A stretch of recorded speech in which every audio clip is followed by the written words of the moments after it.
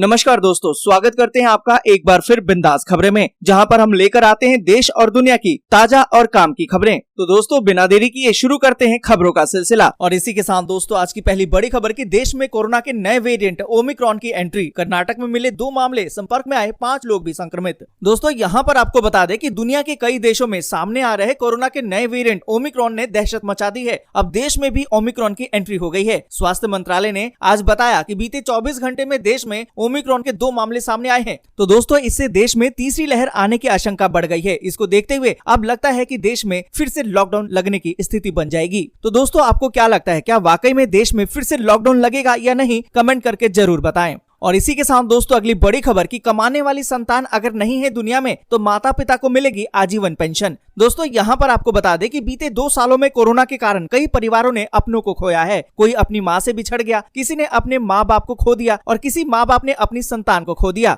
अपनों को खोने का गम वही समझ सकता है जिसका अपना उससे कोई बिछड़ गया है। ऐसे में ये दुख पहाड़ की तरह और विशाल हो जाता है जब उसकी आर्थिक हालत खराब हो जाती है। देश में कई ऐसे परिवार हैं जिनके यहाँ उसकी मृत्यु हुई जो अकेला घर में कमाने वाला था। ऐसे में दोस्तों आपको बता दें कि उन बुजुर्गों के साथ अब ईपीएफओ मजबूती के साथ खड़ा है और उन्हें पेंशन के रूप में आर्थिक मदद दे रहा है। आपको बता दें कि ईपीएफओ के अनुसार ऐसे माता पिता को आजीवन पेंशन मिलेगी जिनकी नौकरी पेशा संतान अभी इस दुनिया में नहीं है। और साथ ही आपको बता दें कि अगर कोई कर्मचारी नौकरी के दौरान शारीरिक रूप से अक्षम हो जाए तो उसे भी इस योजना के अनुसार आजीवन पेंशन मिलेगी, भले ही उसकी नौकरी के 10 साल पूरे न किए हों। और इसी के साथ दोस्तों अगली बड़ी खबर की दिल्ली में आज से अगले आदेश तक स्कूल बंद। सुप्रीम कोर्ट की फटकार के बाद केजरीवाल सरकार का ऐलान। दोस्तों यहाँ पर आपको बता दें कि दिल्ली में लगातार बढ़ रहे प्रदूषण की समस्या की वजह से स्कूलों को दोबारा से बंद कर दिया गया है। केजरीवाल सरकार का ये आदेश शुक्रवार से शुरू हो गया। आपको बता दें कि दिल्ली एनसीआर में बीते 1 महीने से प्रदूषण स्तर के लगातार बढ़ोतरी दर्ज की जा रही है, जिसको देखते हुए ये फैसला किया गया है। आपको बता दें कि दिल्ली में प्रदूषण को लेकर सुप्रीम कोर्ट लगातार सुनवाई कर रहा है। कोर्ट ने गुरुवार को सुनवाई करके प्रदूषण के बीच स्कूलों को खोलने का मुद्दा उठाया। सुप्रीम कोर्ट ने दिल्ली सरकार को फटकार लगाते हुए कहा और पूछा कि प्रदूषण के बीच स्कूलों को क्यों खोल दिया गया। सुप्रीम कोर्ट ने पूछा कि बड़े लोग घर से काम कर रहे हैं, ऐसी स्थिति में बच्चे सुबह धुंध में स्कूल क्यों जा रहे हैं? तो दोस्तों आप भी कमेंट करके जरूर बताएं क्या ऐसे में बच्चों के लिए स्कूल खुलना चाहिए या नहीं। और इसी के साथ दोस्तों अगली बड़ी खबर की कोरोना की तीसरी लहर के आशंका के बीच सीएम शिवराज सिंह चौहान ने लोगों को किया जागरूक। दोस्तों यहाँ पर आपको बता दें कि कोरोना महामारी की तीसरी लहर की आशंका के मद्देनजर मध्य प्रदेश सरकार एक्टिव हो गई है। सीएम शिवराज सिंह चौहान ने सभी से सोशल डिस्टेंसिंग का पालन करने की अपील कर दी है। आपको बता दें कि सीएम ने अपील करते हुए कहा कि सभी लोग कोविड-19 की दोनों डोज अवश्य लगवा लें, तभी हम कोरोना की तीसरी लहर को रोक पाने में सफल होंगे। सभी लोग कोरोना का टीका अवश्य लगवाएं। जिन्होंने पहला डोज लगवा लिया है वो दूसरा डोज अवश्य लगवाएं। हमें इस वायरस के चक्र को तोड़ना है। और इसी के साथ दोस्तों अगली बड़ी खबर की ओमिक्रॉन से सरकारें सहमी। उत्तराखंड में अब स्कूल और शादियों पर सख्ती, उड़ीसा के सीएम ने किया अलर्ट। दोस्तों यहाँ पर आपको बता दें कि कोरोना के नए वेरिएंट ओमिक्रॉन को लेकर केंद्र समेत राज्य सरकारें भी अलर्ट हो गई हैं। एक तरफ जहां उत्तराखंड के मुख्यमंत्री ने इमरजेंसी मीटिंग बुलाकर पुलिस और प्रशासन को इस संबंध में जरूरी दिशा निर्देश जारी कर दिए हैं, तो दूसरी तरफ उड़ीसा के सीएम ने समीक्षा मीटिंग में अफसरों को कोविड प्रोटोकॉल को फिर से एक्टिव करने के निर्देश दिए हैं। तो दोस्तों देश में लॉकडाउन का स्वरूप फिर से लौटने लगा है। क्या आपके शहर में भी ऐसी पाबंदियां लगाई जा रही हैं? कमेंट करके जरूर बताएं।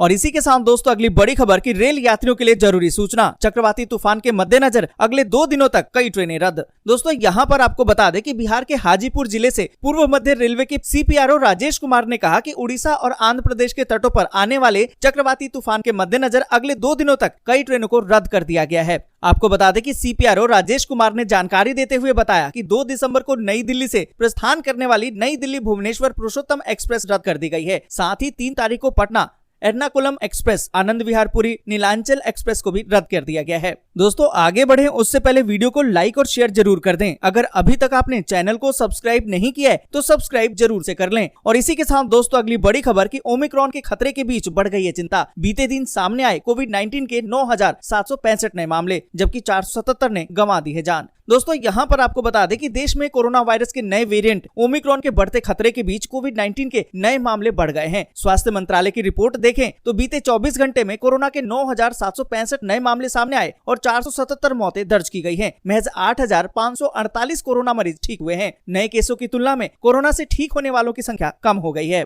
और इसी के साथ दोस्तों अगली बड़ी खबर की 10वीं किस्त के पैसे का इंतजार सभी को है। इस तारीख को आपके अकाउंट में आ जाएगा पीएम किसान सम्मान निधि का पैसा। दोस्तों यहाँ पर आपको बता दें कि पीएम किसान सम्मान निधि योजना की 10वीं किस्त के पैसे का इंतजार किसान बेसब्री से कर रहे हैं। संभवतः 15 दिसंबर से पहले किसान सम्मान निधि का पैसा किसानों के खाते में आ जाएगा। अगर आप भी किसान सम्मान निधि के पैसे का इंतजार कर रहे हैं तो ध्यान दें कि सबसे पहले ये चेक जरूर कर लें कि आपका नाम लाभुकों की लिस्ट में है भी या नहीं। अगर लिस्ट में आपका नाम नहीं है तो उसे दर्ज जरूर कराएं, तभी आपको इस योजना का लाभ मिल पाएगा। दोस्तों यहाँ पर आपको बता दें कि किसान सम्मान निधि योजना मोदी सरकार की महत्वाकांक्षी योजना है। इसके तहत प्रति वर्ष किसानों को 6,000 रूपए सालाना दिए जाते हैं। प्रति वर्ष 2-2 हजार रूपए करके 3 किस्तों में किसानों को पैसा दिया जाता है। अब तक 9 किस्त किसानों के खाते में आ चुकी है और 10वीं किस्त का इंतजार किसान कर रहे हैं। इस योजना के तहत किसानों के खाते में सीधा पैसा क्रेडिट होता है और एक बहुत बड़ी और महत्वपूर्ण योजना है जिसके तहत किसानों को सहायता पहुंचाने के लिए सरकार सीधे उनके खाते में पैसा ट्रांसफर करती है ताकि बिचौलियों से बचा जा सके। और इसी के साथ दोस्तों अगली बड़ी खबर कि नए साल से एटीएम से कैश निकालना हो जाएगा महंगा, ग्राहकों को लगेगा झटका। दोस्तों यहाँ पर आपको बता दें कि अगले महीने से ग्राहकों को फ्री एटीएम ट्रांजैक्शन लिमिट पार करने पर ग्राहकों को ज्यादा पेमेंट करना होगा। जून में भारतीय रिजर्व बैंक यानी कि आरबीआई ने बैंकों को 1 जनवरी 2022 से एटीएम से मुफ्त मासिक पैसा निकालने पर एक लिमिट के बाद शुल्क बढ़ाने की इजाजत दी थी। अब हर एक बैंक हर एक महीने कैश और नॉन कैश एटीएम ट्रांजैक्शन देता है। अब 1 जनवरी से मुफ्त सीमा के बाद चार्ज देना होगा। आपको बता दें कि आरबीआई के दिशा निर्देशों के अनुसार एक्सिस बैंक या अन्य बैंक के एटीएम से मुफ्त सीमा के ऊपर का फाइनेंशियल ट्रांजैक्शन करने पर 21 रुपए और जीएसटी देना होगा। आपको बता दें कि ग्राहक अपने स्वयं के बैंक एटीएम से हर महीने 5 मुफ्त लेन देन कर सकते हैं।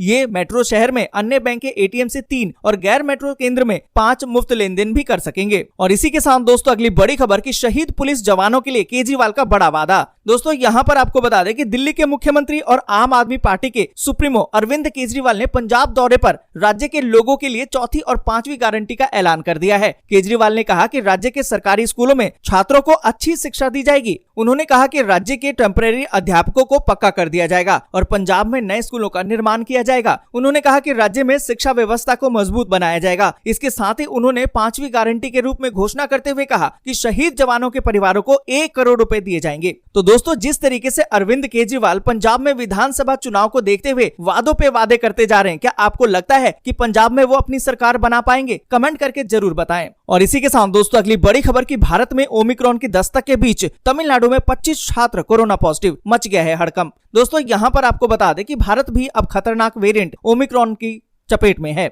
स्वास्थ्य मंत्रालय के अनुसार कर्नाटक में 2 मरीज ओमिक्रॉन से पॉजिटिव पाए गए हैं। वहीं इस बीच तमिलनाडु के तिरुपुर जिले में एक प्राइवेट स्कूल के 25 छात्र कोरोना पॉजिटिव पाए गए हैं, जिससे राज्य की चिंता और अधिक बढ़ गई है। वहीं सभी छात्रों के सैंपल जीनोमिक सीक्वेंसिंग के लिए भेज दिए गए हैं ताकि ये पता चल सके कि क्या ये बच्चे ओमिक्रॉन से संक्रमित हैं या फिर किसी और वेरिएंट से। छात्रों और स्टाफ के परिवार के सदस्यों सहित 300 लोगों के नमूनों की कोविड जांच की जाएगी। और इसी के साथ दोस्तों अगली बड़ी खबर कि महाराष्ट्र में यातायात नियम तोड़ा तो पड़ेगा भारी फटका, 200 रुपए से 1 लाख तक का दंड। दोस्तों यहाँ पर आपको बता दें कि महाराष्ट्र में अब यातायात नियमों का उल्लंघन जेब पर भारी पड़ने वाला है। राज्य सरकार ने मोटर वाहन अधिनियम 2019 लागू करने की अधिसूचना जारी कर दी है। इसके जरिए यातायात नियमों के उल्लंघन पर अब कंपाउंडिंग शुल्क में वृद्धि कर दी गई है। नियम तोड़ने पर 200 रुपए से लेकर 1 लाख रुपए तक के जुर्माने का प्रावधान है। और इसी के साथ दोस्तों अगली बड़ी खबर की चक्रवात तूफान जवाद को लेकर इन जगहों पर जारी हुआ रेड अलर्ट। पीएम मोदी ने अधिकारी को दिए हैं जरूरी दिशा निर्देश। दोस्तों यहाँ पर आपको बता दें कि चक्रवाती तूफान जवाद के 4 दिसंबर को राज्य में पहुंचने की संभावना के बाद सभी जिलों में उड़ीसा सरकार ने अलर्ट जारी कर दिया है। भारत मौसम विज्ञान विभाग ने अगले 48 घंटों में दक्षिण अंडमान सागर के ऊपर एक कम दबाव का क्षेत्र बनने और इसके चक्रवात में बदलने की संभावना की भविष्यवाणी की है। आपको बता दें कि आईएमडी के अनुसार चक्रवाती तूफान के 4 दिसंबर को उड़ीसा तट से टकराने की संभावना है। इस बीच चक्रवात के पूर्वानुमान के बीच उड़ीसा के कुछ जिलों में रेड अलर्ट जारी कर दिया है। राज्य ने बचाव और राहत कार्यों के लिए एनडीआरएफ,